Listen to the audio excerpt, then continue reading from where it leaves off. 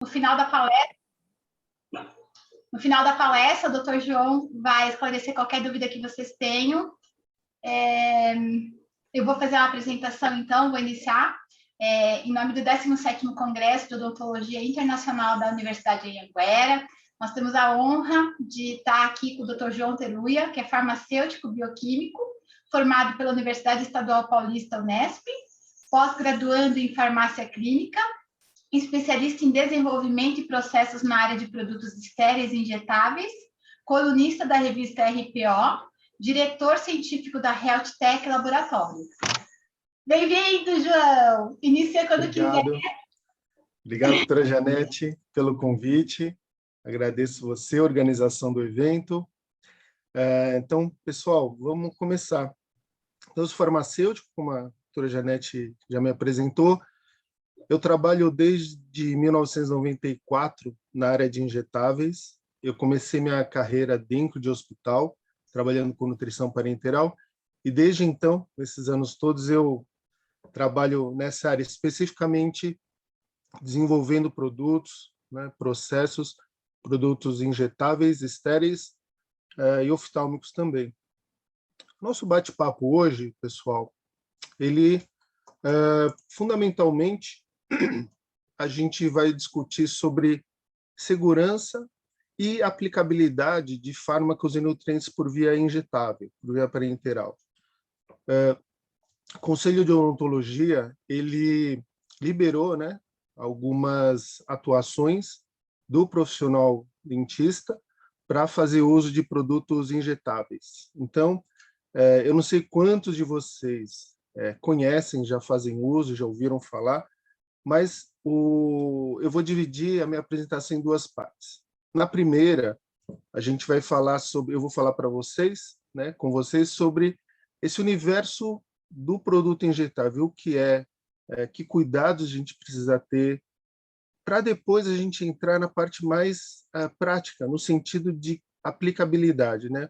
O que os trabalhos mostram, né? O que a gente pode fazer, o que tem relação, né, com as afecções bucais e o que a gente pode usar. Então, só para a gente contextualizar, as farmácias que produzem injetáveis, elas estão dentro de um arcabouço legal. Existe legislação hoje da Anvisa, né, dizendo como uma farmácia que se propõe a fazer produtos estéreis injetáveis e oftálmicos, ela tem que atuar, né? Quais são os processos de qualidade que ela precisa seguir e esse tipo de farmácia, ela está dentro desse grupo, né? São farmácias que manipulam produtos estéreis. Então, tem todo um regulamento técnico a ser seguido para garantir qualidade, eficácia e segurança de produtos, né? Tanto para o usuário, tanto para o profissional prescritor. Isso também respalda o quê? A possibilidade de profissionais habilitados, né, como médicos veterinários, dentistas, de fazer prescrições, né, de solicitar produtos estéreis injetáveis para uso na sua atividade clínica ou auxiliar de diagnóstico, né? E isso tem que ser feito dentro do estabelecimento, né, do profissional, tá? Então, toda essa cadeia, ela está respaldada em legislação, tá? Quando a gente fala de produto injetável ou da administração por via parenteral, e o que a gente vai estar falando hoje aqui, basicamente é isso. Tudo aquilo que você pode administrar que não passe pelo trato gastrointestinal, tá? Então, assim, a maior parte das medicações hoje, na grande parte, pela comodidade posológica, ela é feita via oral. Então, você tem todo o efeito, né, e as limitações, os desafios da passagem, da absorção dessa medicação, desde o momento que você ingere um comprimido, uma cápsula, qualquer tipo de medicamento. Eu vi que durante esse evento tiveram palestras, tenho certeza que excelentes, relacionadas à saúde intestinal, à relação com afecções bucais. E aqui, quando a gente vai falar desse tipo de medicamento, é diferente. Tudo aquilo que você possa administrar, que não precise passar pelo trato gastrointestinal, né? e que você tem uma ação imediata da substância, você tem uma otimização, um aproveitamento muito melhor do efeito dessa medicação. Então, aqui a gente está falando de substâncias que são feitas pela via endovenosa, tá? Que aqui, seguindo a setinha, não passam pelo trato gastrointestinal, principalmente pelo fígado, e vão direto para a circulação, tá? Atingindo todos os tecidos e órgãos. Você também tem a via subcutânea ou intradérmica, a via intramuscular, inalatória ou retal. Ambas essas vias são vias que você não tem o efeito daquela primeira passagem hepática. Tá? Só para a gente exemplificar, né, o que a gente está falando em relação ao benefício, né, de se você fazer uma administração injetável. Eu trouxe 2 exemplos de substâncias que a gente vai falar um pouquinho mais para frente na segunda parte da apresentação. Então, aqui, esse trabalho foi uma comparação, né, do que você consegue achar no plasma após uma administração oral de uma L-carnitina, tá? É um aminoácido, e o comparativo com a via endovenosa. Então, olha só, quando você administra 2 gramas de L-carnitina, no plasma, após 12 horas, esse trabalho encontrou em micromol 131 micromol de L-carnitina, tá? Numa ingestão de 2 gramas. Numa infusão venosa de 2 gramas, você já encontrou 1.710 micromol de L-carnitina. Agora, olha que interessante. Quando você triplica a dose, ou seja, você, em vez de dar 2 gramas, dá 6 gramas de L-carnitina, você não tem a mesma proporção. Então, se você pegar 131 para 178 micromol, você tem mais ou menos aí uns 35% de aumento de concentração de L-carnitina plasmática. Ao passo que a via endovenosa, pela via EV, você tem praticamente a mesma proporção, 3 vezes mais, né, do achado de L-carnitina. Isso mostra para nós o quê? Primeiro, quando a gente fala de administração parenteral de substâncias, a gente está dizendo que tudo aquilo que você injeta, ele está prontamente disponível. Então, o fato de você não precisar que ele passe pelo trato gastrointestinal e que você tenha uma boa absorção, você não tem nenhuma síndrome desabsortiva, que a sua saúde intestinal esteja ótima, você não precisa vencer essas barreiras dessa absorção. Então, tudo aquilo que você injeta, ele vai estar prontamente biodisponível. Tá? Então, injetável a gente não fala, mas esse produto ele está disponível? Ele é biodisponível? Né? Então, a gente fala isso quando é por via oral. Tá? E 24 horas depois, uma dose triplicada, você consegue manter essa mesma proporção. Tá? Aqui um outro exemplo, vitamina C. Esse trabalho mostrou que, vamos já direto para os gráficos. Esse trabalho fez a mesma comparação, a gente fazendo uma infusão endovenosa de vitamina C, né, ácido ascórbico, e tomada por via oral. Então, pessoal, é assim, ó, quando você injeta ou ingere vitamina C, existe um pico plasmático, tá? Em que a substância é absorvida, no caso da via oral, e depois ela é excretada. Existe uma meia-vida para isso, cada substância tem uma. No caso da vitamina C, depois de 3 horas, mais ou menos, você já não tem praticamente mais nada. Começa um processo de decaimento, né, da via endovenosa ou da via oral. Então, olha só que interessante. Tudo aquilo que você injeta, tá? E na medida que você vai aumentando a dose, você vai tendo concentrações plasmáticas maiores. Então, esse pico aqui é da via injetável, tá? E esse de baixo aqui é da via oral. Daqui a pouco a gente vai tirar algumas conclusões. Então, aqui é a meia-vida, onde o injetável começa a cair, e aqui embaixo, esse agrupamento aqui de linhas é a via oral. Então, vocês vejam uma coisa. Aqui, na medida que você sobe a dose da via injetável, você tem um aumento da concentração plasmática aqui entre chaves, tá? E quando você faz a administração por via oral, mesmo que você aumente a dose, existe um pico plasmático, né? Existe um teto, um número que você, por mais que você dê a vitamina C por via oral, o seu organismo não consegue aumentar proporcionalmente os níveis plasmáticos. Tá, aqui é um bom exemplo para isso, tá?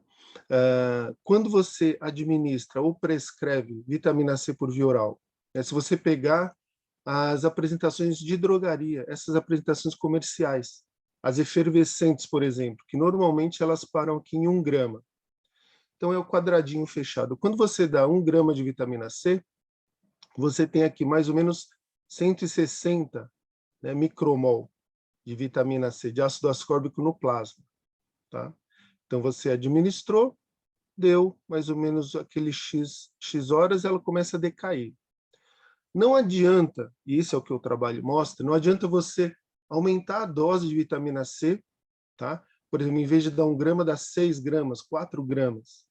E também não adianta você ficar fracionando a dose a cada 3 horas, como a gente vê prescrições. Por quê? Aqui mostra que por mais que você dê e que por mais que você faça ajustes posológicos, você tem um teto. Mais que aquilo, você não vai ter uma expressão de vitamina C plasmática para que exista um efeito farmacológico.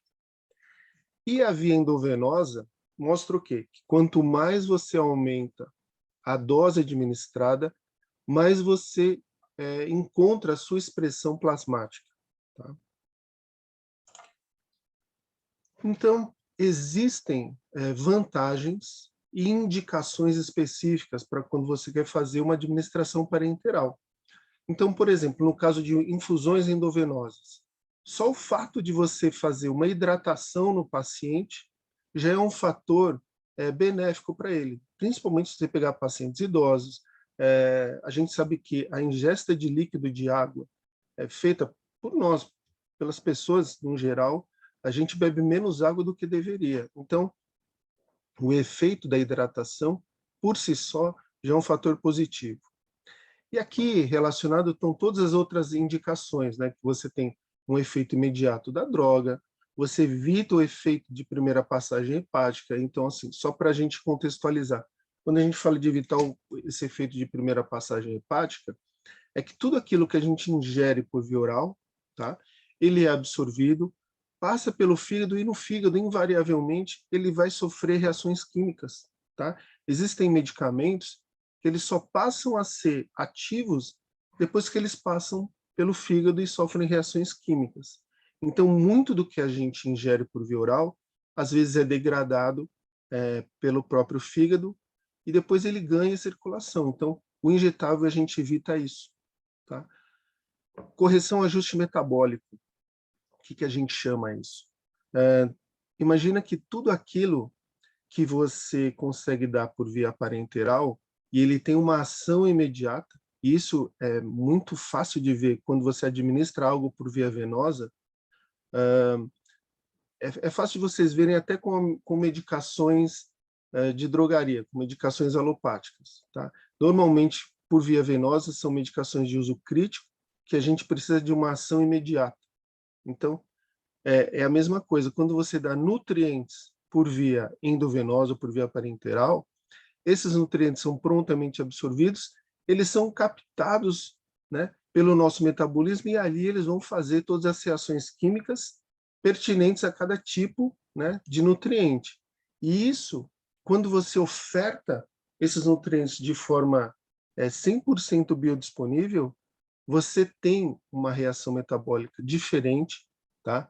Ou uma reação metabólica normal, como deveria ser feito, e que muitas vezes não é isso que gera as doenças, as patologias, porque a gente come mal, dorme mal, adquire hábitos ao longo da vida de forma crônica, e isso expressa depois em doenças. Tá? Quando a gente menos percebe, passamos aí a adolescência dormindo mal, em algum momento bebendo, fumando ou comendo produtos processados, e quando você se vê com 40 anos, 35 anos, você está obeso, você tem problemas hepáticos, e isso tudo são comportamentos crônicos que as pessoas têm e expressam numa doença, e quando você faz essa correção, ajuste metabólico, isso é muito fácil de ver quando você faz isso de forma injetável, por exemplo. Tá?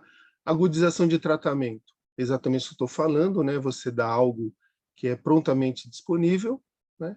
E quando você oferece, e quando você tem na sua clínica um tipo de serviço em que o paciente vai lá regularmente para fazer algum tratamento injetável, você está ali acompanhando esse paciente. É muito diferente de você fazer uma prescrição, tá? Manda o paciente para casa, comprar esse medicamento na drogaria e você vê-lo depois de um tempo, né? Então, estar com esse paciente periodicamente ajuda muito. Esse universo injetável, que talvez para você seja desconhecido, né? Mas eu e assim muitos médicos, né, trabalham com isso já há muitos anos, décadas. Então, isso é uma miríade de situações, de produtos que vocês podem ter disponível, né, para tratar seus pacientes. Então, no universo injetável, vocês têm antioxidantes, oligoelementos, eletrólitos, tá? Vitaminas, aminoácidos. Então, tudo isso, em alguns trabalhos que a gente vai ver aqui na frente, vocês podem ter segurança. E é essa conversa que a gente vai ter hoje, né? Como usar isso com segurança. Para a gente avançar, antes de entrar na parte dos artigos, dos trabalhos, eu queria dizer para vocês alguns pontos que são importantes. Pode parecer básico ou muito teórico, mas quando você parte para a prática, quando você vai começar a fazer o uso de substâncias injetáveis, né, no seu consultório, na sua clínica, alguns conhecimentos você precisa ter acesso, ter fácil, né, ter memorizado. Porque tudo aquilo que a gente injetou, não tem como voltar atrás, não tem como fazer uma lavagem gástrica, uma lavagem intestinal. Então, o cuidado, a racionalidade, principalmente para se indicar um produto, se indicar um procedimento, é extremamente importante. Para isso, a gente precisa conhecer o fármaco-nutriente que a gente está prescrevendo ou indicando, tá? Principalmente, se vocês viram no quadro anterior, assim, hoje a gente tem disponível mais ou menos uns 100 tipos, né, de apresentações de produtos entre aminoácidos, vitaminas, antioxidantes, substâncias com ação anti-inflamatória. Então, a beleza disso tudo é que você consegue individualizar o tratamento do seu paciente, né? Escolher determinados nutrientes, né, conhecendo bem a parte metabólica, mas você escolher nutrientes para melhorar esse ajuste metabólico. Só que escolher nutrientes para fazer por via injetável exige da gente responsabilidade e um conhecimento sobre o que eu posso misturar com o quê. Por exemplo, uma vitamina C e um outro oligoelemento, eles são compatíveis, eu posso misturar tudo junto e fazer uma infusão venosa, né? Vai trazer mais benefício ou não para o meu paciente? Então, conhecer a interação, né, e essa compatibilidade entre nutrientes é importantíssimo para que você tenha eficiência do seu tratamento. Escolher a via de administração correta, tá? Saber fazer isso com boas práticas, né? Asepsia, e pode parecer besteira, mas a conservação é importantíssima. Então, quando a gente fala de conhecer características farmacológicas, é saber, principalmente, reação adversa, tá? E o que esperar desse nutriente, dessa medicação. Porque muitas vezes você faz uma injeção intramuscular ou endovenosa de um nutriente ou de um fármaco e você espera uma reação daquilo. Por quê? Porque você tem um efeito fugaz da substância. E nem sempre aquilo é uma reação adversa, mas é uma reação própria da substância. Então, esse conhecimento é importante, e de cada substância que a gente for falar que está relacionada aos trabalhos, aos artigos científicos, eu vou me deter sobre cada uma delas, tá bom? Então, característica de veículo, porque tem produtos que são oleosos, tem produtos que são aquosos, tem produtos que são uma suspensão, tá? Se tem ou não adjuvantes.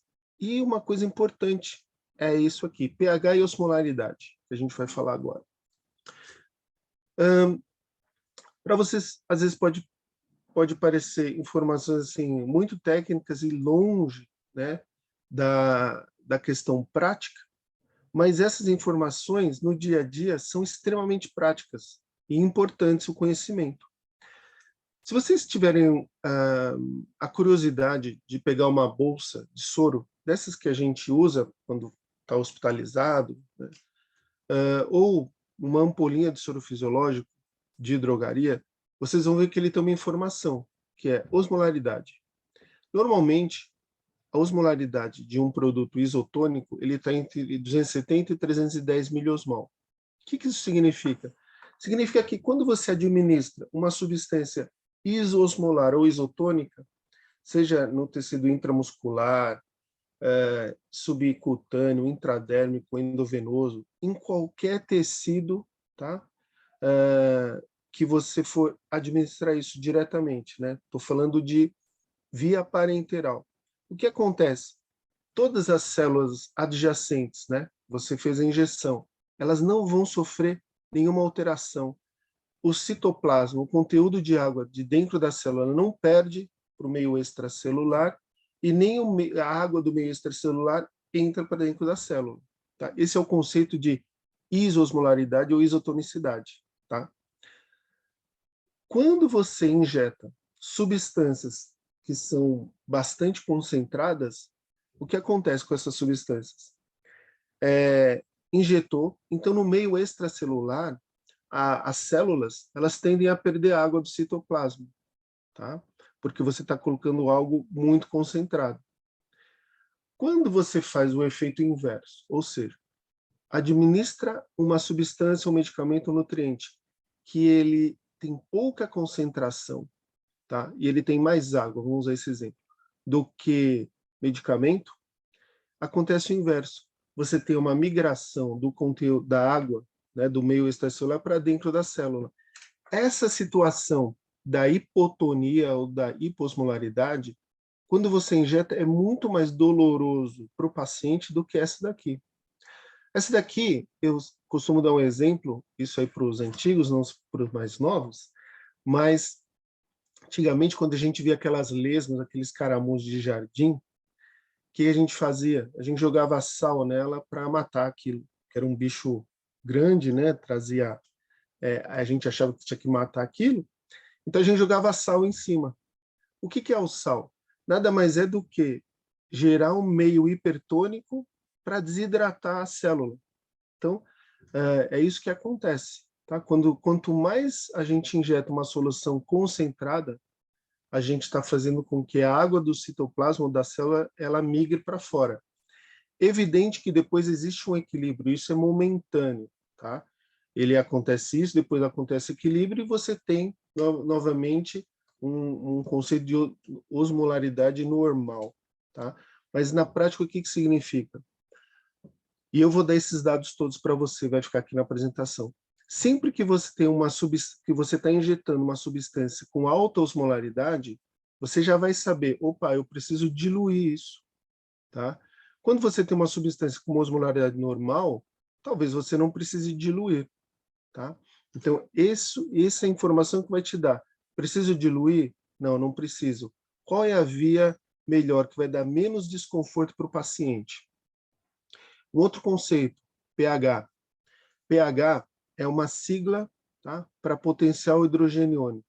Ela vai dizer para uma substância em meio aquoso, tá, uma ampolinha, se essa substância ela é mais ácida, mais neutra ou alcalina. Se a gente for fazer uma comparação, né, com o nosso organismo, a gente tem assim, o pH da boca é perto aí da neutralidade, no estômago ácido, no trato gastrointestinal alcalino. Tá? E você tem substâncias, e cada substância, medicamento ou nutriente, que é diluído que está numa apresentação aquosa, ela tem o seu pH. É como se fosse o RG de cada uma dessas substâncias. Então, vocês terem uma ideia, uma vitamina B1, ela tem um pH quase 2, extremamente ácido. Se você pegar um ácido fólico, tá? Você vai ver que essa substância tem um pH quase 10. Então, são muito extremos, né? São valores de pHs muito extremos. E o que o pH importa para vocês, profissionais de saúde, prescritores, tá? Usuários de medicações injetáveis. Esse pH, ele diz para nós, eu posso misturar uma substância com pH extremamente alcalino com um pH extremamente ácido? Até poderia, mas não devo. Porque provavelmente eu vou inativar ou diminuir a potência farmacológica de substâncias, de produtos com característica ácida. Tá?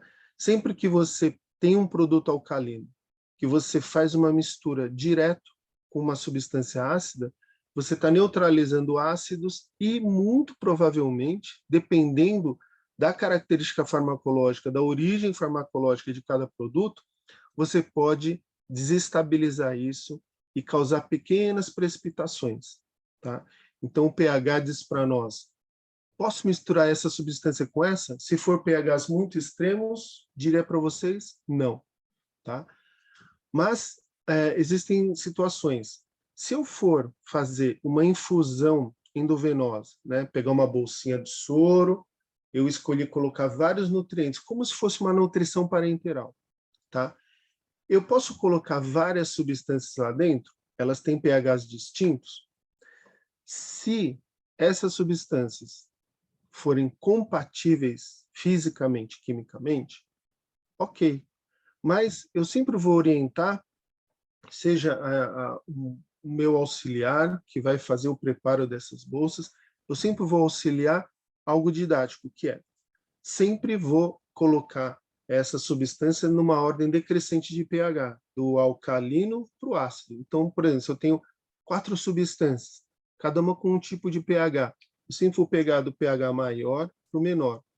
Quando eu faço isso, eu diminuo a probabilidade ou a possibilidade de ter pHs extremos e eu aleatoriamente pegar uma substância ácida, misturar com alcalino e degradar essa substância. Tá? Então, a gente tem algumas regrinhas, né, que minimizam a possibilidade da gente ter incompatibilidade ou perder a eficácia de uma mistura, ou gerar uma mistura que possa gerar algum tipo de reação adversa no paciente durante o processo de infusão endovenosa. Aqui eu vou rodar um videozinho. Se vocês não tiverem vindo, por favor, me falem aí no áudio. Mas isso aqui, gente, é uma vitamina C. Tá? Então, para quem não sabe, a vitamina C, o ácido ascórbico, ele não é solúvel em água. Tá? Em doses farmacológicas, quando você quer obter um efeito farmacológico, a vitamina C não solubiliza. Tá? Então, aqui a gente tem uma vitamina C numa dose farmacológica, essas que a gente utiliza para obter algum efeito, né, no paciente, você vê que não solubiliza. E o pH, vocês vão dar uma olhadinha aí no visor, esse equipamento chama-se pHmetro, ele tem um pH, o ácido ascórbico é realmente ácido, né, o pH 2,7. Para que a gente possa fazer um injetável a partir do ácido ascórbico, a gente precisa usar um artifício que é aumentar esse pH, tá? Colocando bicarbonato de sódio. Quando a gente coloca bicarbonato de sódio, a gente eleva o pH, promove uma reação química que esse pH sobe e ocorre a solubilização da medicação. Deixa eu passar aqui um pouquinho para agilizar a vida aqui. Então, aqui a gente está colocando bicarbonato, vocês veem que o pH ele aumenta rapidamente, de 2 foi para 5, tá? Na medida que o pH aumenta, você tem a solubilização desse ácido ascórbico, tá? E o aumento do pH. Tá? Acontece o efeito de efervescência, esse pH vai perto da neutralidade, tá? E aí sim a gente pode fazer o preparo de uma solução injetável de ácido ascórbico ou ascorbato ou vitamina C. Tá? Então o pH ele é importantíssimo, porque o pH ele vai dizer para você, dá muita informação. Se um produto, como eu falei, né, se ele pode misturar com o quê, se ele pode gerar uma incompatibilidade. Então, por exemplo, se vocês sabem que a vitamina C ela é insolúvel em meio ácido, se eu pegar uma vitamina C, tá, injetável, já estabilizada com pH 7, por exemplo, e eu misturar com uma substância muito ácida, muito provavelmente, com o passar do tempo, essa vitamina C vai ir precipitando e ficando na forma sólida. E se eu injeto isso por via venosa, por via intramuscular, eu vou gerar um problemão, tá, no meu paciente. Então, essa é a importância, tá, do pH. Era um exemplo que eu queria trazer para vocês, visual, né, o que a gente tem que fazer na prática. Via de administração. Via de administração, a gente está falando do uso intradérmico, subcutâneo, intramuscular, endovenoso, que são as vias clássicas quando a gente está falando dos tipos de substâncias que eu estou trazendo aqui para vocês, dentro do universo médico, tá? Que são feitas há décadas e décadas. Então, são as vias clássicas de uso, tá? Essas vias de administração. Quando a gente fala de administração intramuscular, as 4 vias clássicas é vastolateral, deltoide, região dorsoglúteo ou ventroglúteo. E a gente tem limites para isso, né? O Conselho Federal de Enfermagem, ele dá que limites? Deltoide, máximo 3 ml. Ventroglúteo, vastolateral e dorsoglúteo, 5 ml. Tá? É o máximo que se pode injetar de volume nessas regiões. Hoje, se você pegar na prática, né, principalmente hospitalar, evita-se o uso, tá, da região dorsoglútea. Faz-se muito na região ventroglútea, porque é uma região menos inervada, tá? Você não tem o risco de, quando você faz uma injeção com volume de 5 ml, tá ali atuando, né, pegar assim o nervo ciático, tá? Porque você colocou um volume maior, porque o pH dessa mistura é um pouco mais ácido alcalino, tá? Ele pode gerar alguma reação inflamatória local, mesmo que transitória. Então, essa região dorsoglútea tem sido evitada. E faz mais nessa região ventroglútea, tá? Você tem a crista ilíaca, a espinha. Nessa região do V, você pode fazer essa injeção IM. Na parte endovenosa, eu diria para vocês que é a mais crítica e que exige da gente mais cuidado e conhecimento e racionalidade. Por quê? Na via endovenosa, a gente precisa ter essas habilidades em relação ao conhecimento. Saber o que eu posso misturar com o quê, tá? Porque se eu tenho sem números aí de produtos, nem tudo eu posso misturar, nem tudo eu posso associar, tá? A posição do paciente e a velocidade de infusão, o tempo de infusão, são fatores assim principais, tá? Para que você possa fazer uma infusão endovenosa segura, tá? E a questão de boas práticas em relação à higiene é básico, né, gente? Então, em relação à compatibilidade, quando a gente fala assim, quando eu já repeti isso umas 4 vezes, né? O que eu posso misturar com o quê, né? Existem 2 situações que são incompatibilidades que a gente chama, uma física e uma química. Incompatibilidade física é tudo aquilo que você mistura e isso gera um precipitado, muda a cor, turva, isso você não pode injetar, tá? Ou quando gera uma incompatibilidade química, né, em que você mistura 2 substâncias que visualmente você não vê nenhuma alteração, mas que elas reagiram entre si, tá?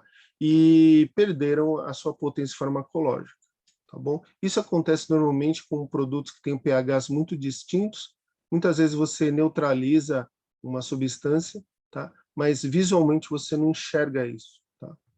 Então aqui vou passar mais um videozinho Só para vocês verem o que é essa incompatibilidade física e que isso não pode ser injetado. Então, aqui você tem um ácido lipóico, tá? É um antioxidante maravilhoso, tá?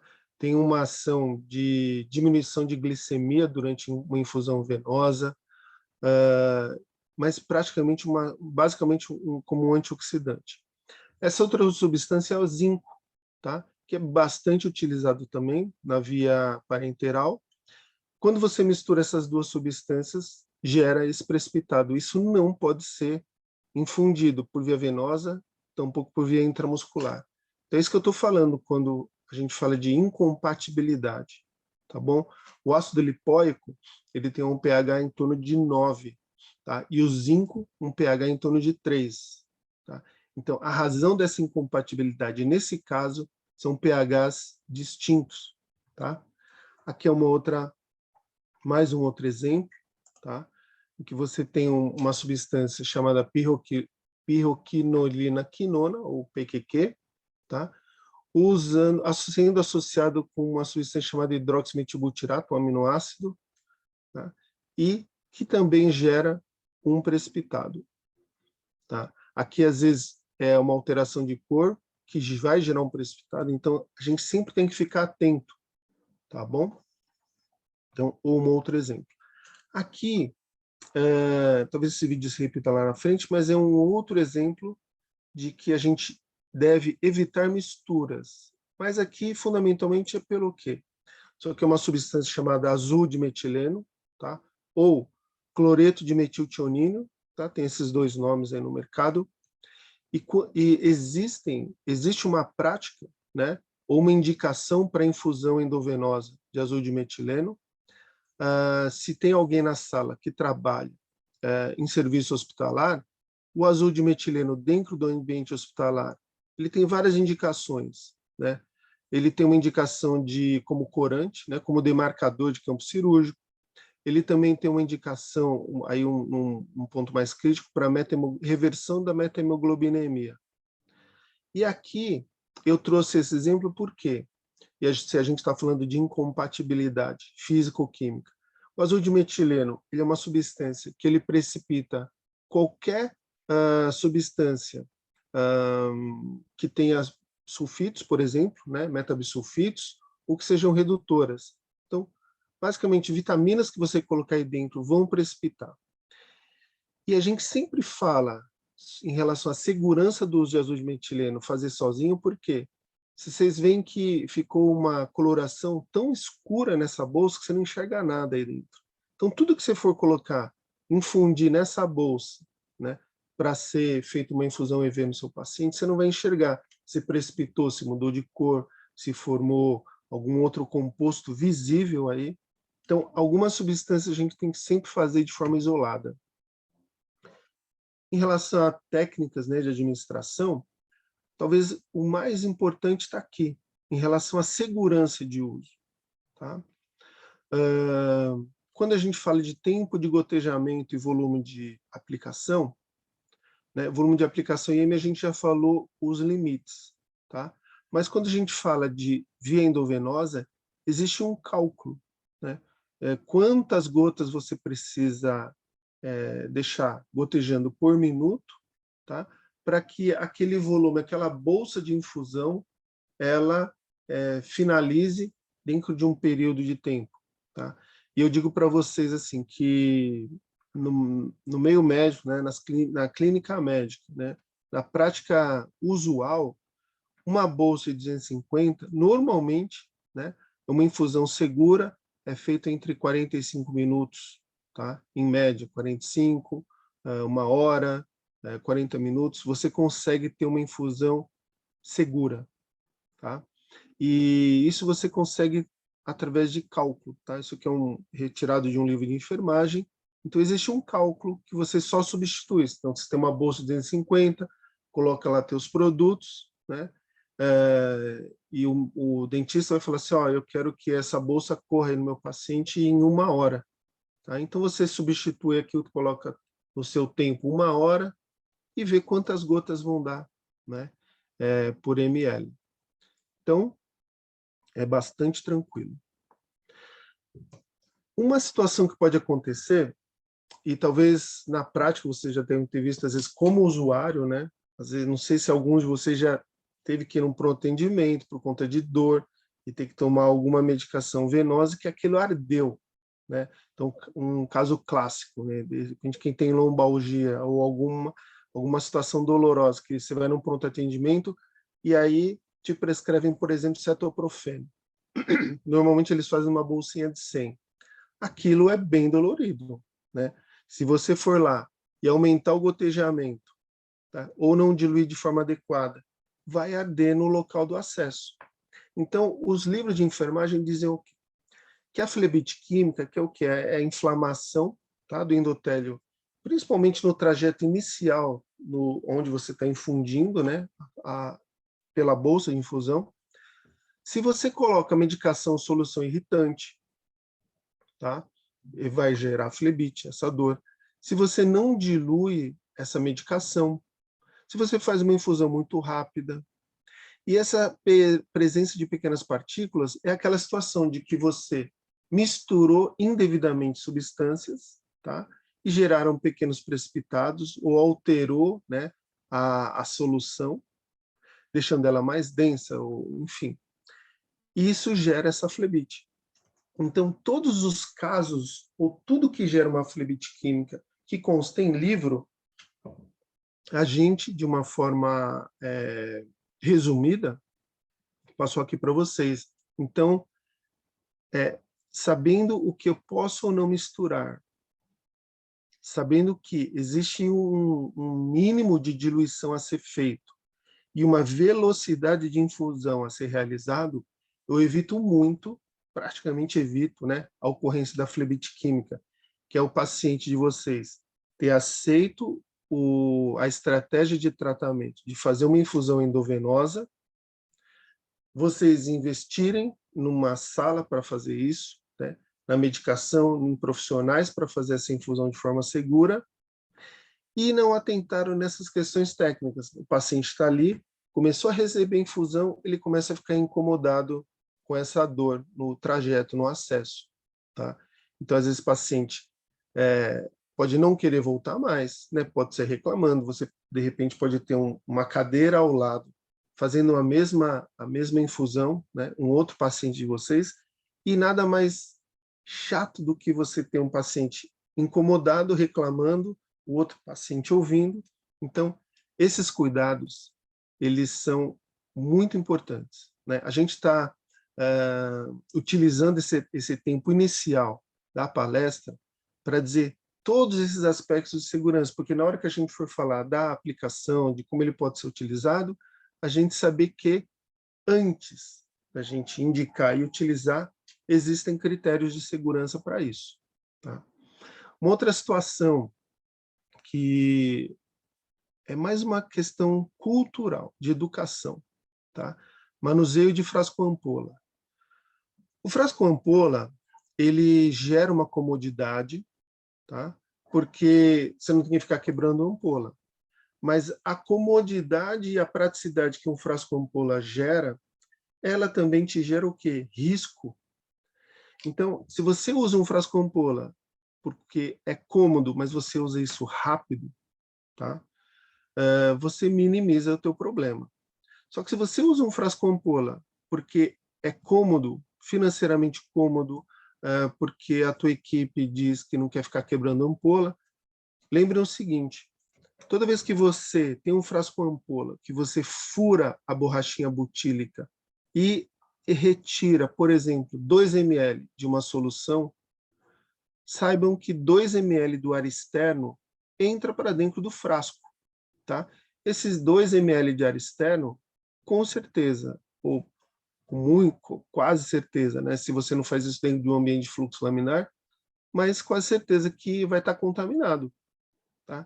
E a cinética de crescimento bacteriano, ela pode se dar em 48 horas. Então, hoje, uma sexta-feira, na clínica de vocês, abriu um frasco-ampola novinho, né? Quebrou o lacre, né, do frasco-ampola, profissional que auxilia, ou o próprio dentista, mesmo o médico, veio lá, aspirou, tirou uma alíquota de um produto que vai usar no paciente. Tá? E é o último paciente do dia, não tem mais paciente. Na segunda-feira, quando vocês forem voltar à clínica, né, e vocês acharam que aquele frasquinho, vocês acabaram de abrir agora, só usaram uma vez, ele pode estar inteiro contaminado, tá? Porque ficou lá sábado e domingo para as bactérias fazerem a colônia delas, se reproduzirem, se multiplicarem. Então é bem complicado. Uma outra situação que também eu gostaria de alertar a todos é a questão de pirogênio ou endotoxina. Reação pirogênica que ela pode acontecer quando você faz uma infusão endovenosa, e aí intramuscular, subcutâneo, intradérmico, via oftálmica, né, colírio, não acontece, mas isso acontece por via endovenosa, tá? O que é um pirogênio?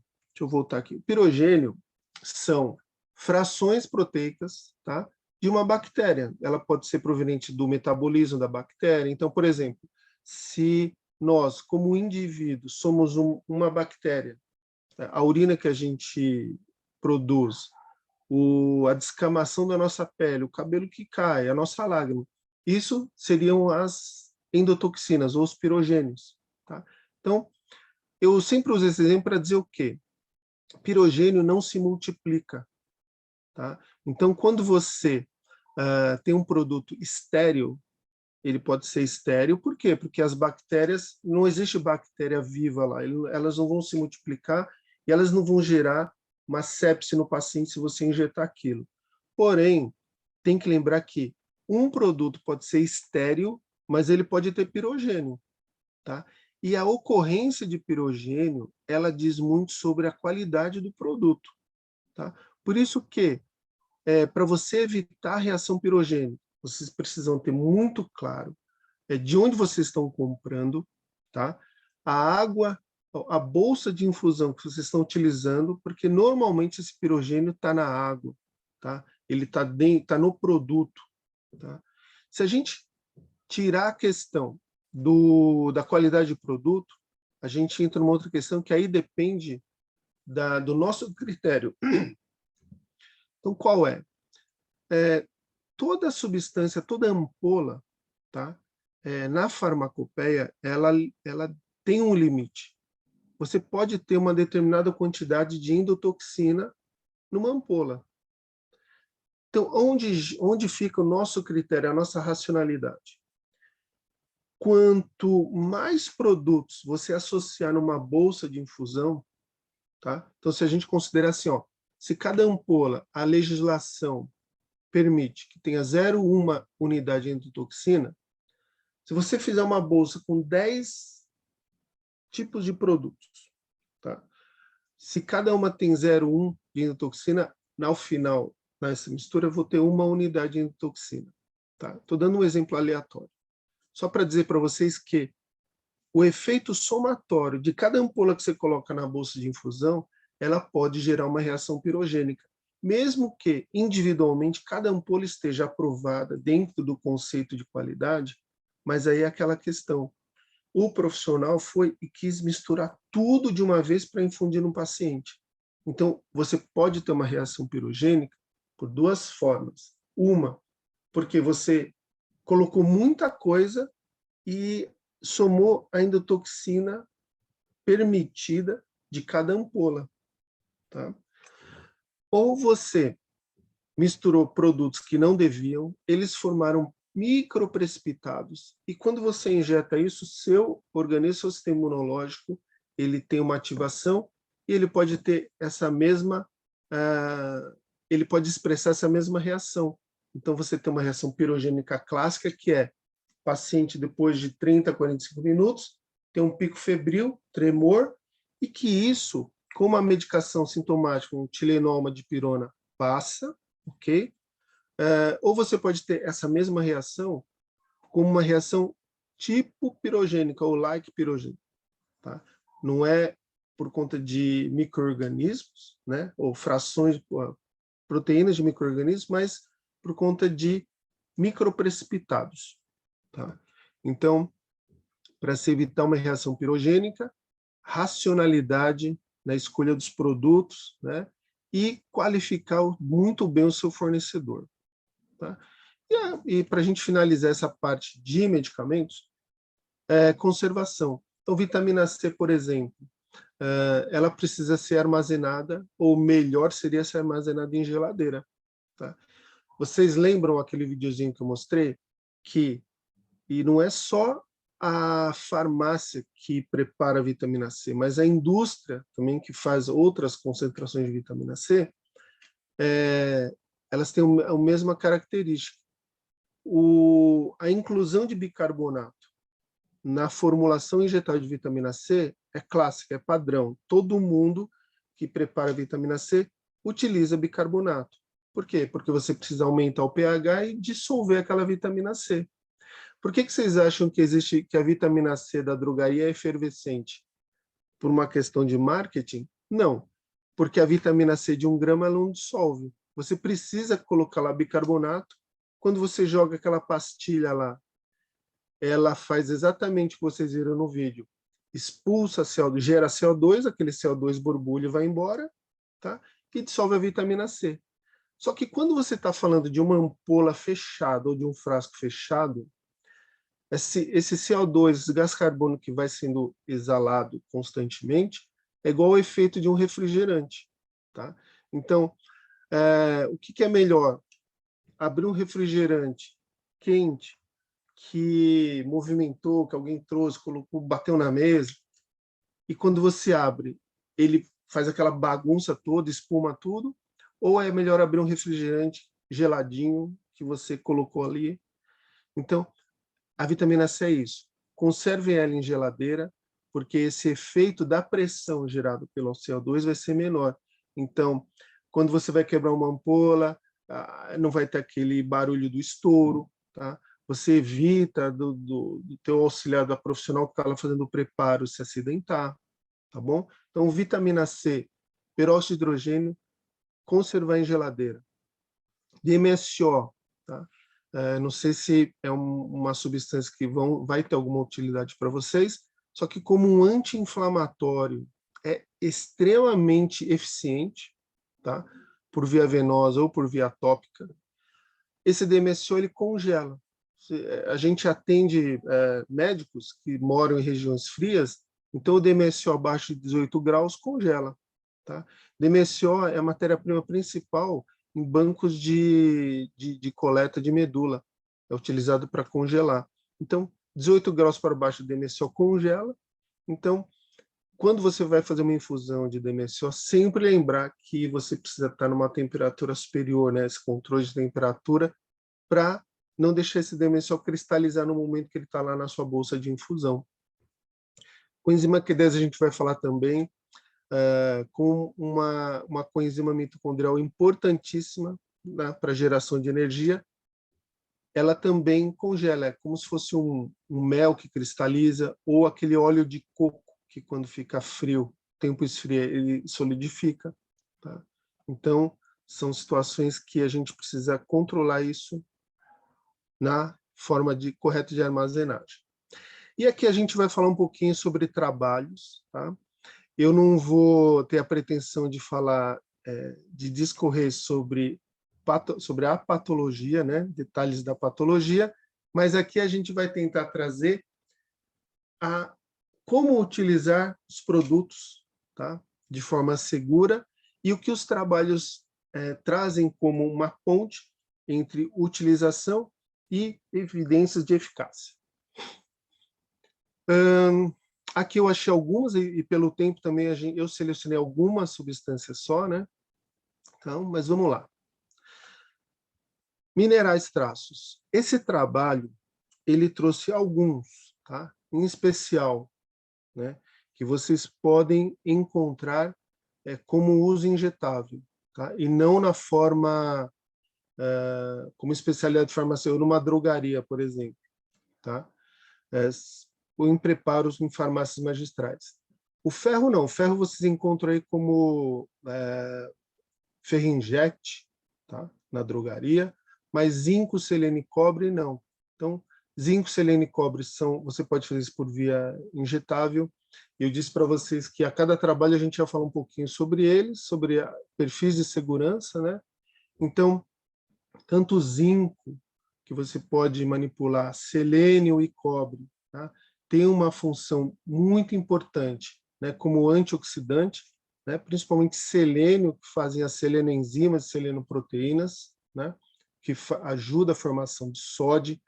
Cobre é extremamente importante. Zinco, não precisa nem dizer, né, que é a questão de imunidade. O zinco ele atua sobre um eixo chamado UPS, né, que ele diminui a degradação proteica e, por um outro lado, ele estimula, né, a síntese proteica. Zinco também ele está muito relacionado na replicação de genes, né? Pra vocês terem uma ideia, quando você tem aquela dupla hélice de DNA, zinco é extremamente necessário para você fazer essas ligações. Então, sempre que você tem boas ofertas, né, desses oligoelementos, você tem uma diminuição do seu estresse oxidativo ou da geração de radicais livres. Eu não sei, para quem está nos assistindo, o quanto esse conceito, né, de radicais livres, estresse oxidativo, aumentando a inflamação crônica, gerando patologias, está muito claro na cabeça de vocês. Mas todos os trabalhos, né, que a gente está trazendo aqui, principalmente relacionados à diminuição de radicais livres, ele sempre traz uma conexão muito grande entre patologias bucais e doenças metabólicas. É tudo muito interligado, né? Eu acho que outros professores já falaram disso, né, durante a semana, né? E isso é muito claro, né, para muita gente, muitos profissionais, da relação entre saúde bucal e doenças sistêmicas. Então, muitos dos trabalhos que a gente vai trazer aqui traz essa correlação. A piora de síndromes metabólicas, né, de patologias metabólicas repercutindo, refletindo, por exemplo, numa periodontite e vice-versa. Uma periodontite refletindo na piora do status de patologia de determinados órgãos. Tá? Então, aqui, por exemplo, um diabetes, tá? Repercutindo em periodontite, e esse trabalho mostra o quanto a oferta, né? O quanto você ter bons estoques de determinados micronutrientes melhoram o perfil, né, do estresse oxidativo, diminuindo esses índices de periodontite. Através do quê? E a gente vai ver muito isso, tá? Muitas das substâncias, todas elas migram, vão para o mesmo tipo de mecanismo de ação, né? Diminuição de citocinas inflamatórias, diminuição da expressão de citocinas inflamatórias. Então, aí lembrando, né, se a gente for utilizar zinco, selênio e cobre, são 3 substâncias que podem ser utilizadas por via injetável, só que zinco, selênio e cobre, eles só podem ser feitos por via endovenosa, tá? Zinco, selênio e cobre não podem ser feitos pela via intramuscular, e sempre diluído. Selênio e cobre, eles não têm uma reação, registros, né, ou achados de reações adversas dentro das doses preconizadas. O zinco, ao contrário. O zinco, ele sempre, obrigatoriamente, ele tem que fazer diluído, tá? Uma infusão endovenosa de zinco tem que ser feita sempre, tá, em volumes de, no mínimo, 250 ml. Se você for fazer uma infusão de zinco no seu paciente, numa bolsinha pequena de 100 ml, ou querer diluir uma ampola de zinco numa seringa de 20 e fazer em bolos, mesmo que lento, ele pode sim trazer aquela sensação, aquela flebite química, tá? Então, zinco, selênio e cobre devem ser feitos por via endovenosa, tá?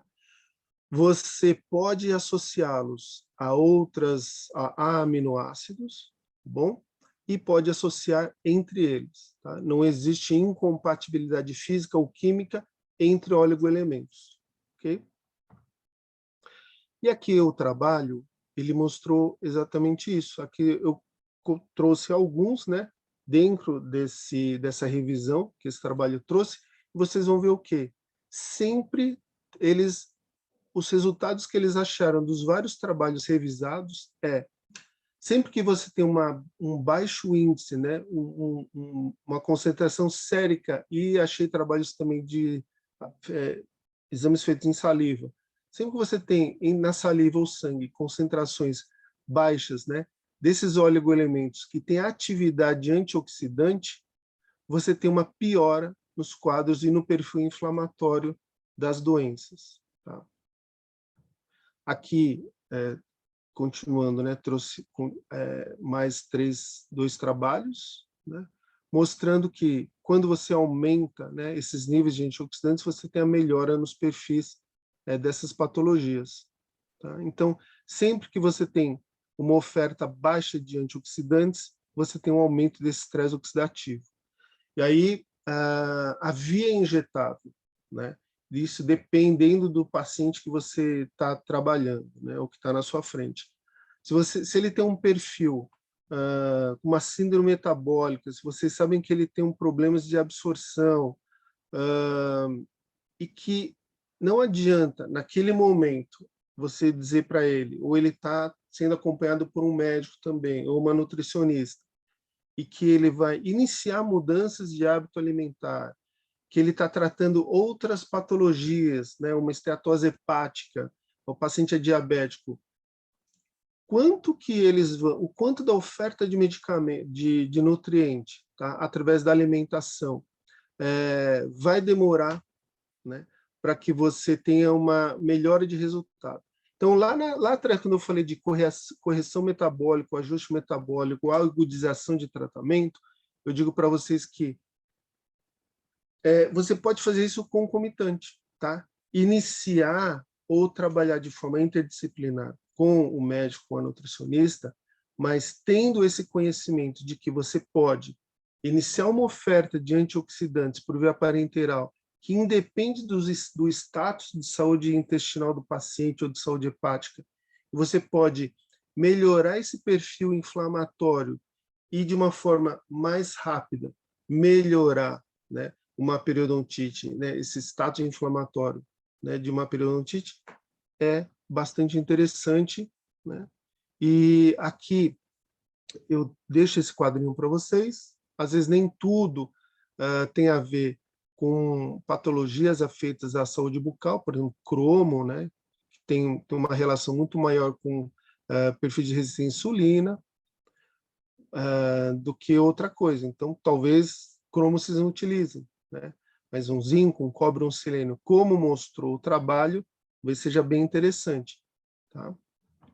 E aqui eu trago osmolaridade para vocês. Então, já está dizendo o quê? Opa, eu tenho que diluir isso num soro fisiológico para equalizar essa osmolaridade. Tá? Aqui um outro trabalho mostrando o uso do resveratrol, né, e derivados na periodontite. Então, o resveratrol tem um papel clássico, a gente já usa resveratrol por via injetável há bastante tempo. Tá? Então, é um mecanismo clássico, gente. Ativa a sirtuína, em algum momento ele vai diminuir a expressão de citocina pró-inflamatória, especificamente ou primariamente interleucina 6, tá? Mas também TNF-alfa e interleucina 1, ok? Então, o resveratrol, só que ele só pode ser feito por via intramuscular, não pode ser feito por via endovenosa, tá? E o resveratrol, a gente sempre evita associar com substâncias de perfil muito ácido, tá?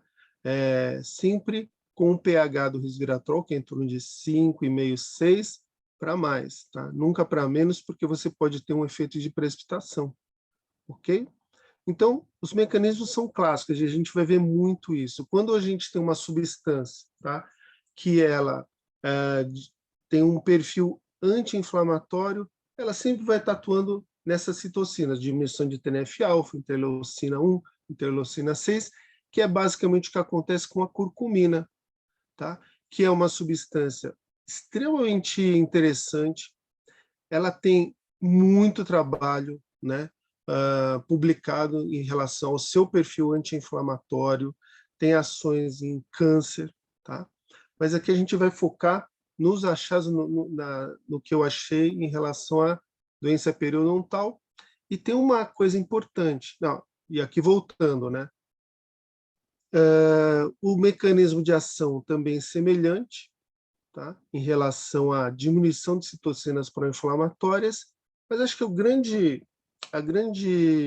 interesse, né, para a gente que trabalha com desenvolvimento de medicamento, e para mim também, que a área da odontologia é relativamente nova, nos trabalhos nos trabalhos que esse artigo coletou, eu encontrei tá, de curcumina injetado no tecido gengival.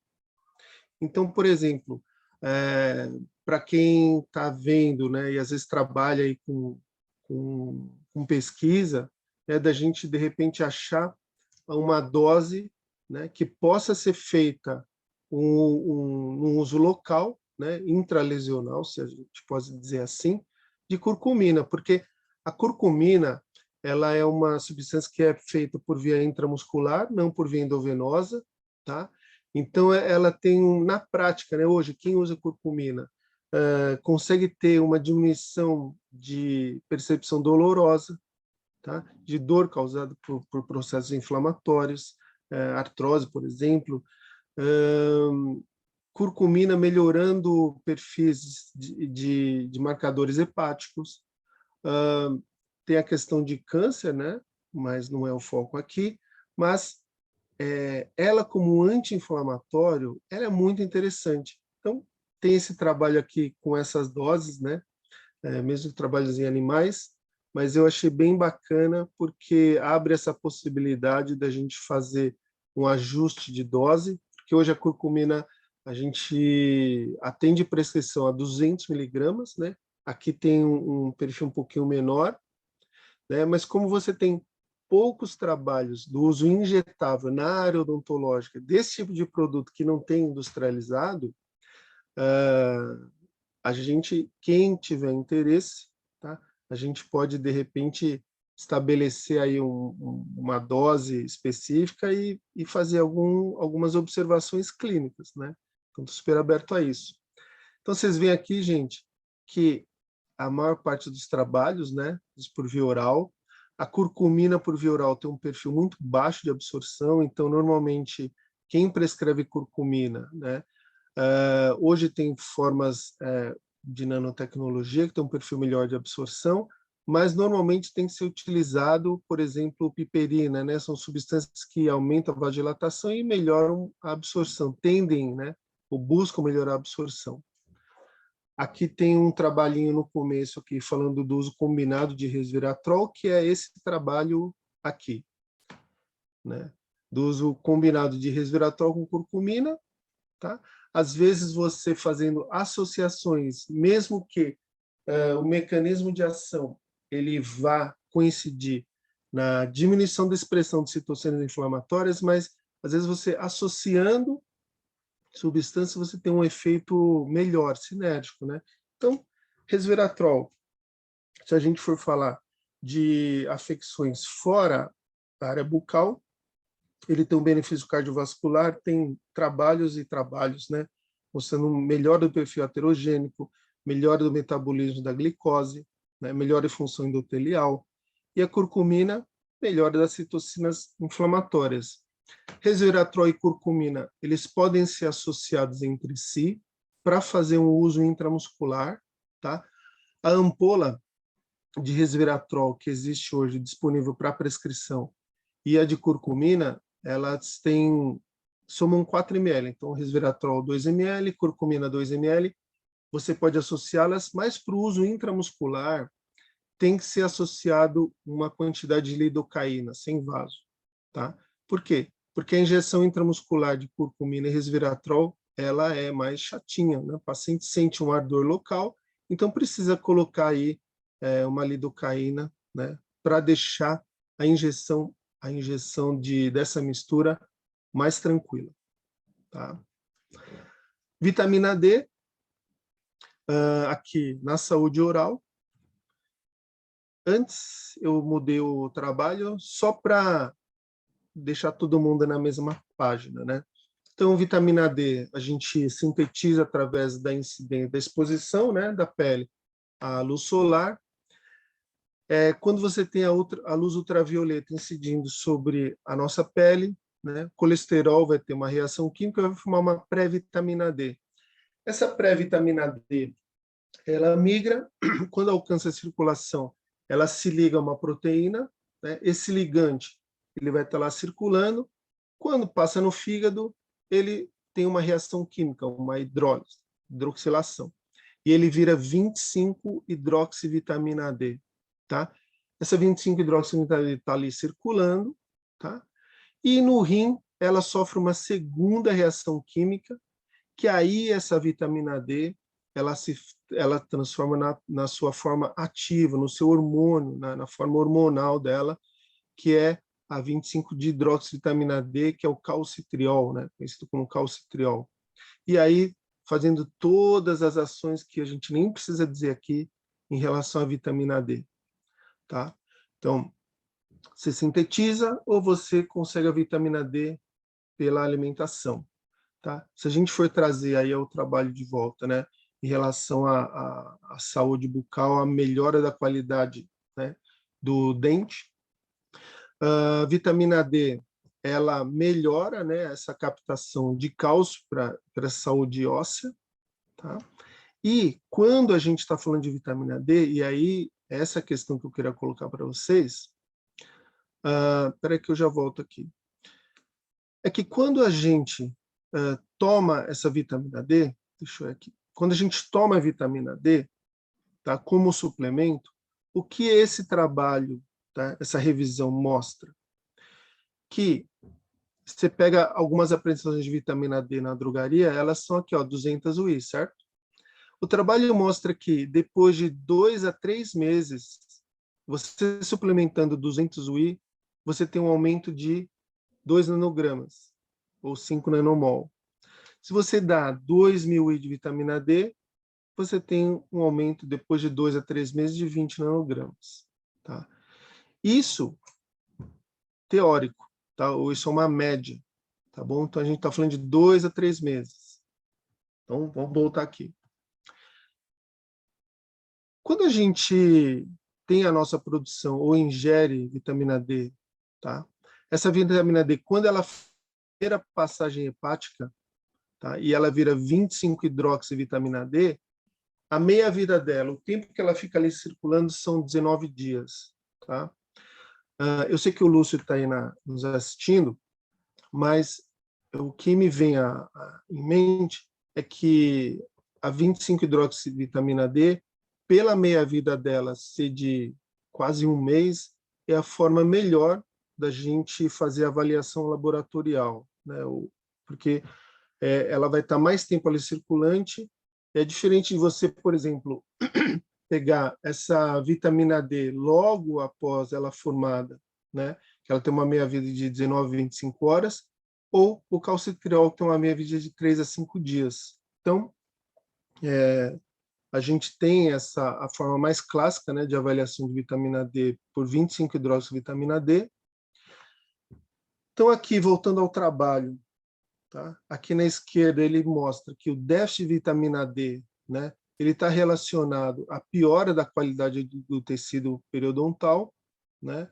E a vitamina D, quando é suplementado, né, você tem uma melhora, né, ou uma diminuição da expressão, por exemplo, né, através da autofagia, dessa P. gingivalis, né? Você melhora o efeito anti-inflamatório. Então, ter bons níveis de vitamina D é bastante importante, né? Você já deve ter ouvido também falar que a vitamina D com vitamina K, ela melhora a captação de cálcio, né? Aqui é um exemplo disso, tá? Então, por exemplo, a vitamina K em doses mais baixas, ela melhora essa descarboxilação, né, do ácido glutâmico no osteoblasto, melhorando a captação de cálcio livre, tá? Trazendo esse cálcio para o osso, né? E não fazer deposição ectópica de cálcio. Então, a vitamina D, ela tem hoje disponível para fazer por via injetável, não só por via oral, tá? As doses, né, que existem hoje, né, 35 a 40 nanogramas, que as pessoas consideram aí uma dosagem razoável na prevenção de doenças. Alguns sugerem 50, 70, outros dizem que pelo menos está em torno de 100, tá? Mas você tem muitos pacientes hoje que você encontra 5, 8, 10, né? E o uso injetável de vitamina D, ele traz uma correção um pouco mais rápida do que 2 a 3 meses de você fazer isso por via oral. Então, algumas dosagens ou algumas aplicações de vitamina D, nesses casos que você tem uma vitamina D basal muito baixa, ela pode ser bastante interessante, tá? Hoje vocês encontram apresentações de 100 mil a 600 mil, tá, de vitamina D. Particularmente, eu acho que o uso, né, o quanto a gente vai ofertar de vitamina D intramuscular para o paciente, depende muito da concentração basal, do que vocês acham nos exames laboratoriais, para estabelecer se você vai dar qual dose com qual frequência, tá? Normalmente, a minha tendência é sempre querer utilizar a dose menor, né, a de 100 mil, e você fazer a avaliação laboratorial para saber se você precisa aumentar a dose ou aumentar a frequência, tá? Lembrando que você pode não ter uma obtenção desse calcidiol, né, após o exame laboratorial, diversos motivos, tá?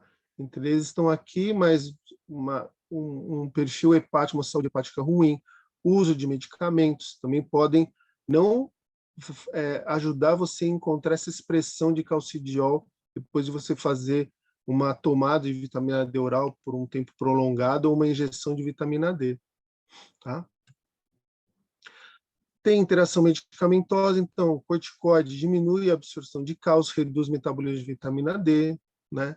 Então, a vitamina D é uma substância lipossolúvel, tá? Então, tudo aquilo que você toma de substâncias que diminuem, né, a absorção de substâncias lipossolúveis pode prejudicar, tá?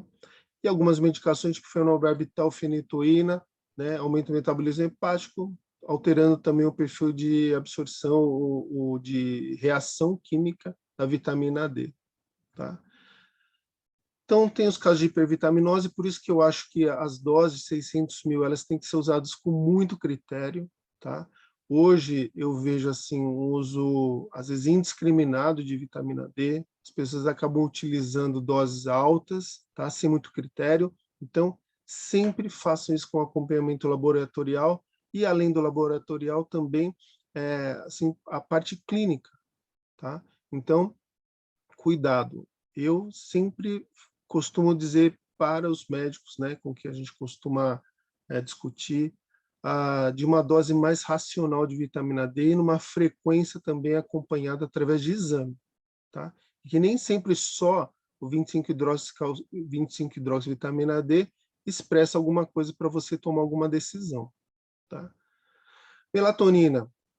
Melatonina, a gente começou, né, a estudar e entender o uso injetável, né, o parenteral de melatonina, né, o uso inalatório, uso subcutâneo, intramuscular endovenoso. Então, tem diversas ações, né, hoje que estão discutidas em artigos, tá?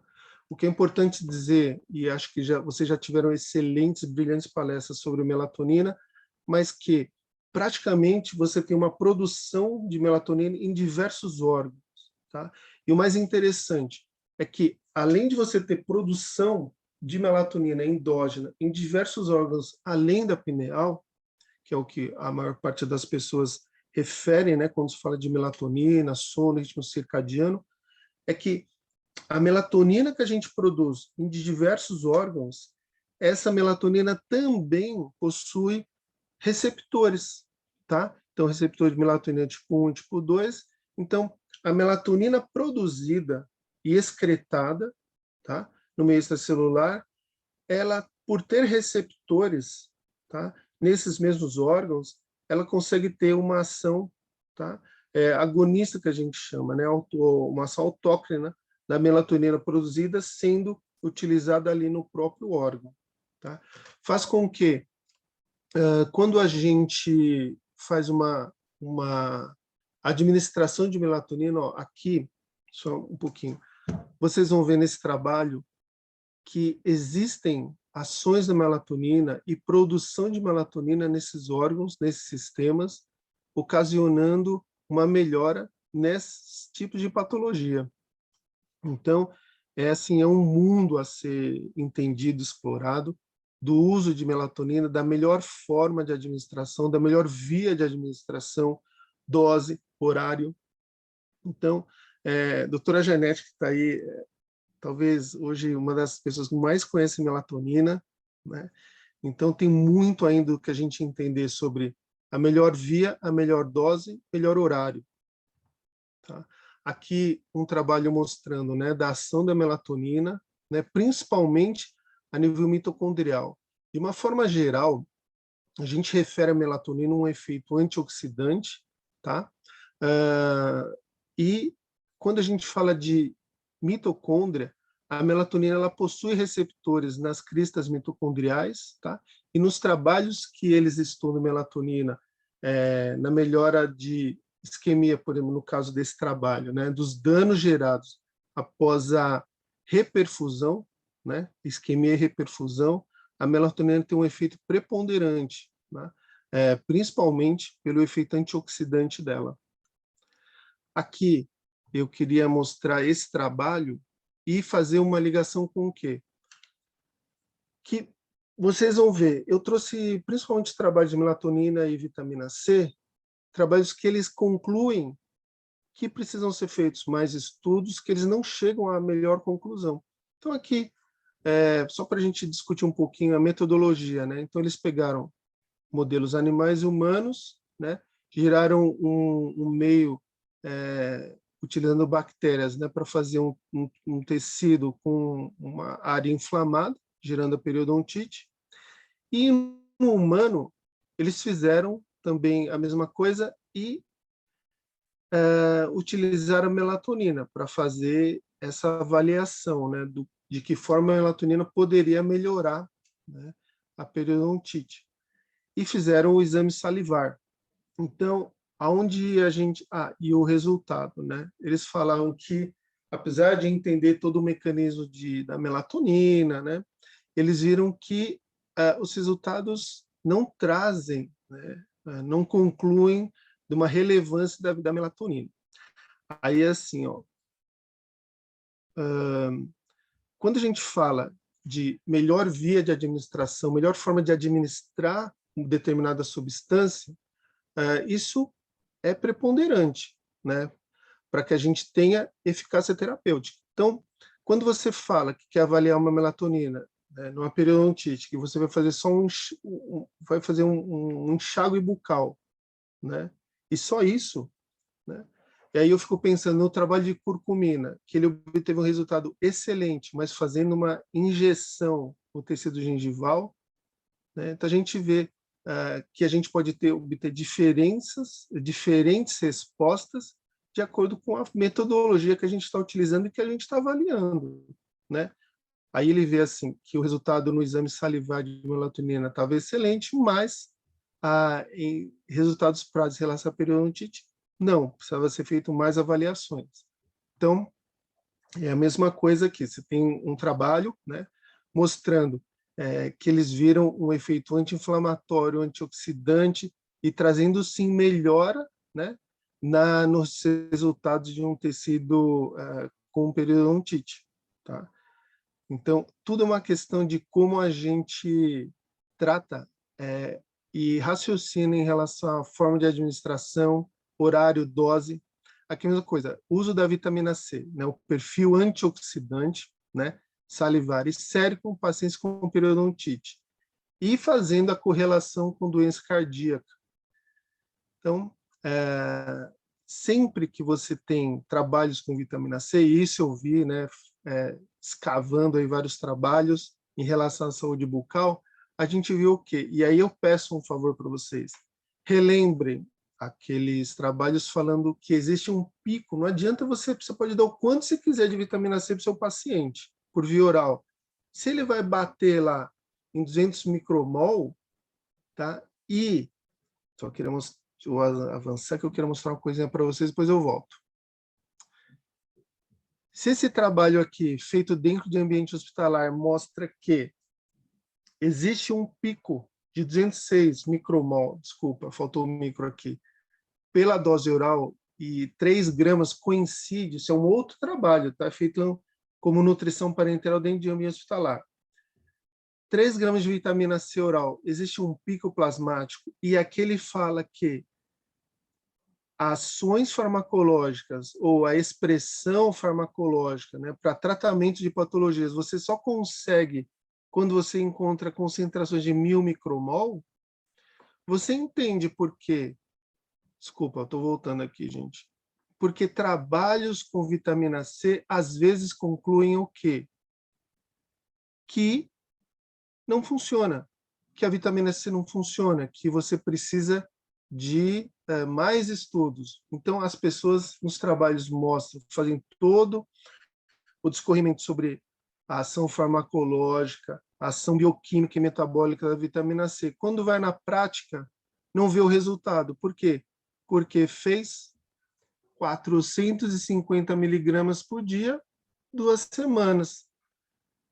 Fazem vêm, né, procuram, fazem um screening de vários trabalhos, né, de 71 chega a 6, dos 6 eles veem só trabalhos por via oral em subdose, né, então mostrando que apesar de você ter evidências, né, farmacológicas, metabólicas do uso de vitamina C, mas o resultado ele foi aquém do esperado.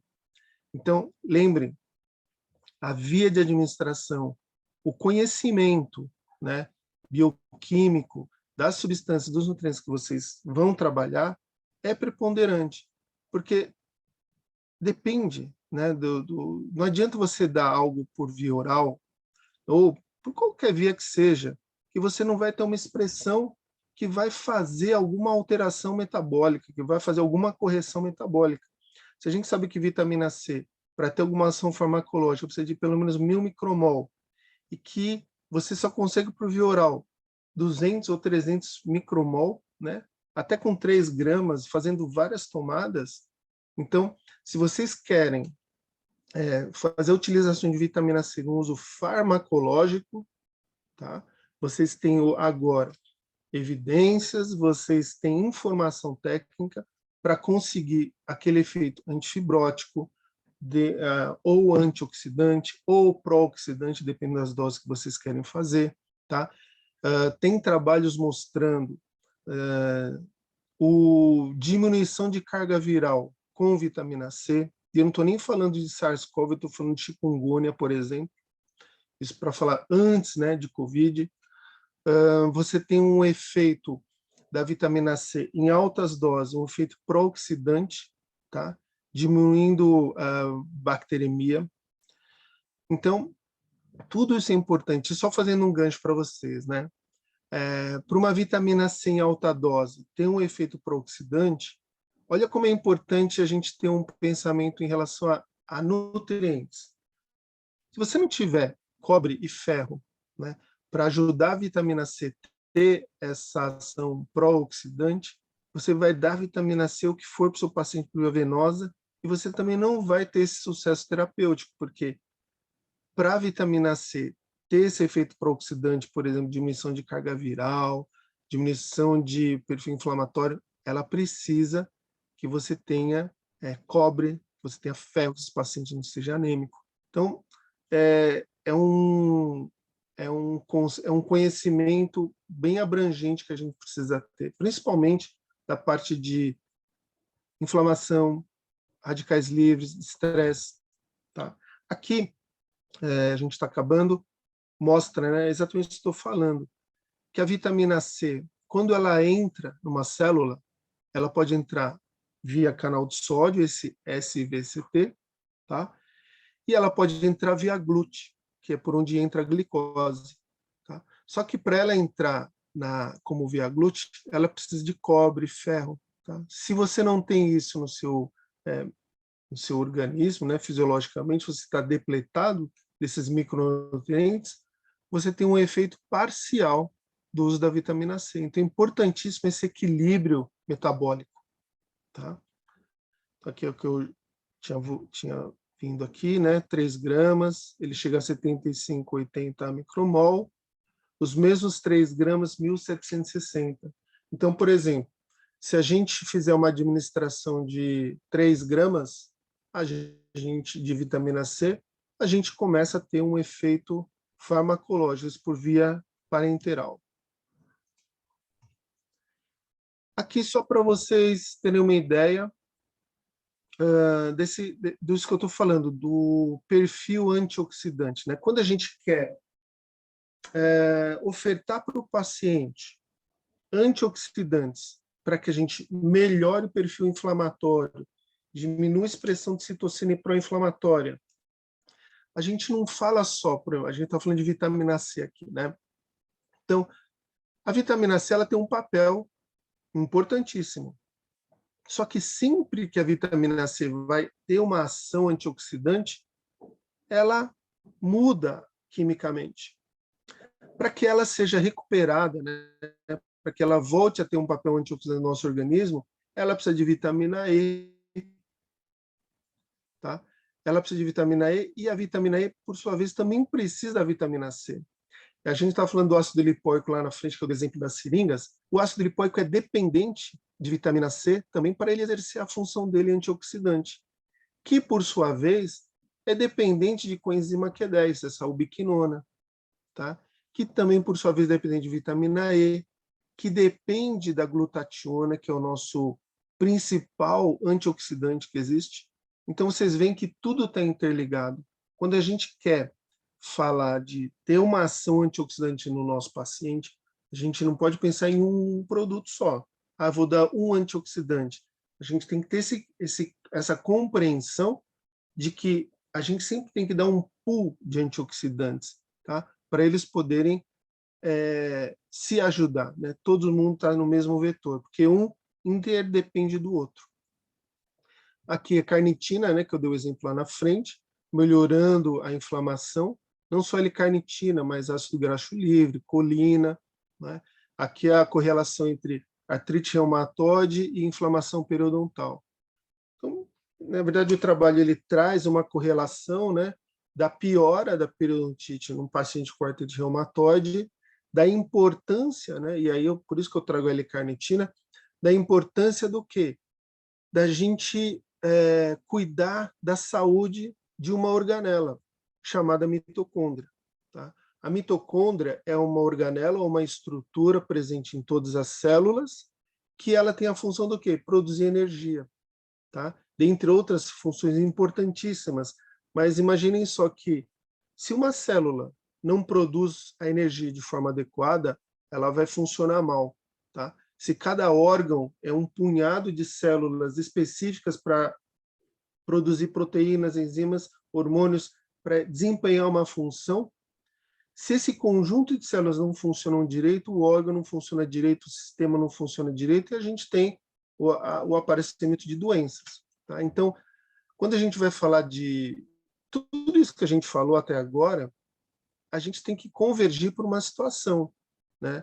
A gente está falando de célula. E célula, mitocôndria, é fundamental para que ela funcione de forma adequada. Então, a L-carnitina está aqui, né, como uma das substâncias importantíssimas para a melhora da função mitocondrial e, por sua vez, a melhora da função mitocondrial gera uma melhora, né, na resolução dessas doenças inflamatórias, crônicas ou agudas. Quando a gente vai falar de mitocôndria, a gente está falando dessa carinha aqui, ó. Aqui essa é uma fotografia eletrônica de como é a mitocôndria. Essas cristas, né, esse zigue-zague aqui, esse caminho aqui, é o que a gente chama de crista mitocondrial. É aqui que ocorrem as reações químicas, tá? Que melhoram a função de produção de energia. A mitocôndria melhorando a neuroinflamação, a neurodegeneração. Tá? O uso de azul de metileno tá? Melhorando a função mitocondrial. Aqui Gente, acho que tem alguém com o áudio aberto. Mandei para vocês. Não é daí não, né, João, esse barulho? Doutora, eu acho que é daqui, mas eu estou então quase tá acabando bom. já. Tá? Esses vizinhos aqui de home office é complicado. Mas a gente tem desafios metabólicos a ser cumpridos. Tá? Então, sempre que a gente tiver um paciente com inflamação crônica, e hoje é muito evidente isso, né, pelo nosso próprio estilo de vida, que gera problemas na saúde intestinal, problema na saúde hepática, intoxicação crônica, seja por metais pesados, xenobióticos ou medicamentos, se a gente não trata isso antes, a gente não consegue melhorar a resolução das doenças. Tudo isso gera depressão de glutationa, tá? E danos ao sistema antioxidante. E aqui, gente, eu trago para vocês tudo que é possível ser prescrito, tá? E essa relação fica aí com vocês para a gente poder discutir quando vocês quiserem, eu estou à disposição. Doutora Janete, obrigado. Era isso. Nossa, João, foi maravilhosa a sua aula, extremamente ampla, né? Você abordou desde da parte técnica até dos injetáveis em geral, né? Nossa, foi muito bom. Agradeço muito pela sua palestra. Estamos aqui, inclusive, com o Dr. João Paulo Leite, também está aqui elogiando você, né? O Lúcio Lemos, enfim, foi excelente, João.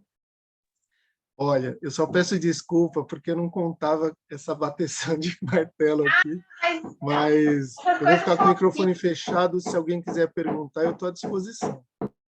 Se alguém tiver alguma dúvida, pessoal, pode postar ou abrir o áudio, se quiser, fiquem à vontade. É que é um tema novo, né? Principalmente para a odontologia, então é um tema realmente que eu acho que as pessoas ainda têm que assimilar, mas é um tema assim que eu vejo como necessário, porque nesse congresso que a gente tentou trazer mais é que tudo que acontece na boca não morre na boca, né? Então a gente entende que uma periodontite, a porfiromona gengivalis, por exemplo, ela facilmente ela pode agravar ou induzir a quadros de Alzheimer, câncer e uma série de doenças distantes da cavidade oral. E aí, quando a gente tem recursos que muitas vezes não tem toxicidade, né? Então, você entrar talvez com uma vitamina C, ou você entrar com uma curcumina, são coisas que vão melhorar a nossa saúde bucal e, ao mesmo tempo, vão preservar a saúde como um todo do paciente, né? Então, eu acho bem importante esse seu tema e eu gostaria muito que as pessoas se aprofundassem mais, porque eles não... sem trabalhar o corpo, através da boca, eles vão estar repercutindo sobre todo o corpo, né? Sim, sem dúvida. Eu acho que os trabalhos que eu consegui trazer aqui mostraram bastante essa correlação e a importância, né, de micronutrientes, de nutrientes, de antioxidantes, de tudo aquilo que você possa intervir no metabolismo, né, para melhorar principalmente a inflamação, né, perfis inflamatórios, expressão de citocinas. Verdade, não, eu vi alguns trabalhos interessantes, inclusive na osteointegração, então, quando você vai fazer um implante, a infiltração local de melatonina, ela aumenta bem, sabe, a densidade óssea, melhora a osteointegração, assim como a vitamina C, né, que é super importante tanto pela ação bactericida como pela melhora de colágeno, né? E quando a gente está frente a uma periodontite, etc., a gente precisa atuar também sobre isso, né? A gente entende que a raspagem é o padrão ouro quando a gente fala de uma periodontite, ela é necessária, mas se você tiver carência de nutrientes, como você falou, você fica só raspando e não trata, né? Exatamente. Eu acho que vai piorar o negócio aqui, viu?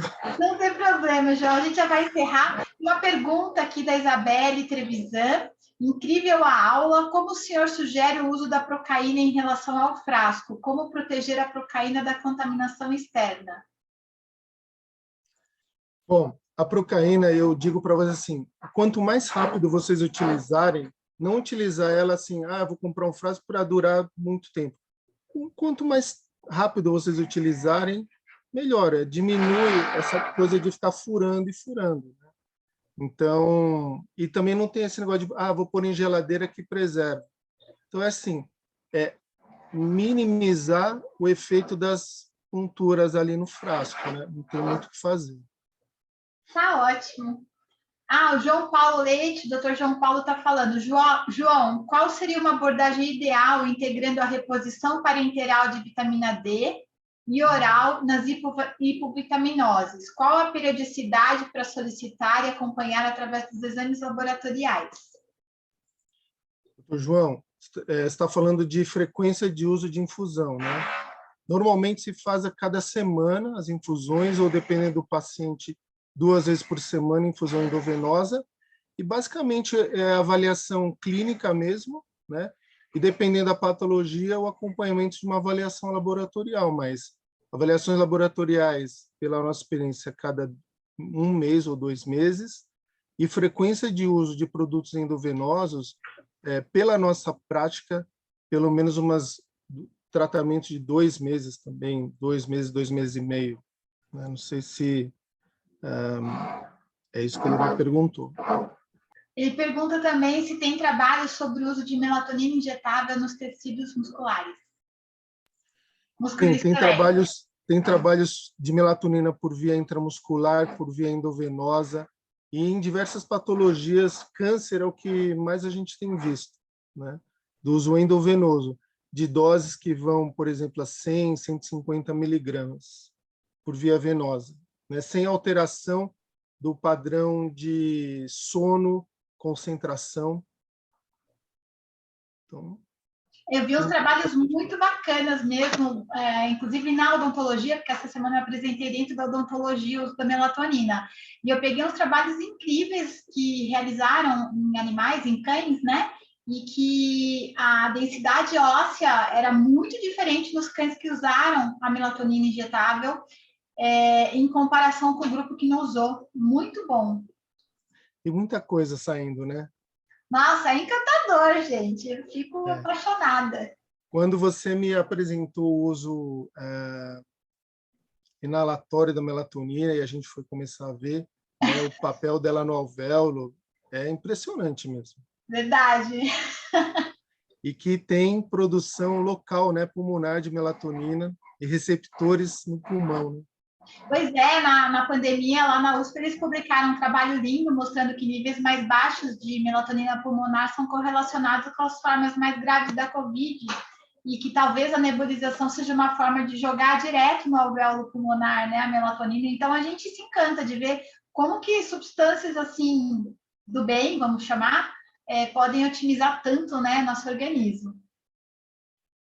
Por isso que a via de administração e aonde se administra o momento é importante. Né? Sim, com certeza. Você meio que simulou uma produção local, né? E como ela produz localmente e expressa receptores localmente, você tem uma ação ali. Né? Verdade, verdade. O Lúcio está falando, estamos juntos. E, João, minha professora, a doutora Mariângela, está perguntando, o nome do seu pai era Roberto? Olha, eu tenho... meu pai já é falecido, né? Chama Massaro, mas eu também tenho um tio já falecido também, chamado Roberto Teruya. Ele era endodontista. Porque ela trabalhou 20 anos com Sigel Teruya. Era professor também, Sigel Teruya. Era lá de Mogi. Olha só. Todos tios diretos. Ciência. Bacana, então. João, eu acho que a gente já pode encerrar. Foi maravilhoso, adorei estar aqui com você e adorei estar com amigos aqui, né? Dr. João Paulo, Lúcio Lemos, Isabelle, que é da terapia neural, inclusive, muita gente aqui, minha professora amada, que está aqui também, né? Muito feliz. Tá impossível aqui. Eu agradeço todos vocês que assistiram. Eu fico à disposição de todos, tá? Para qualquer tipo de dúvida. Um abraço, doutor. E desculpa que esse barulho. É isso. Obrigada a todos pela presença, pessoal.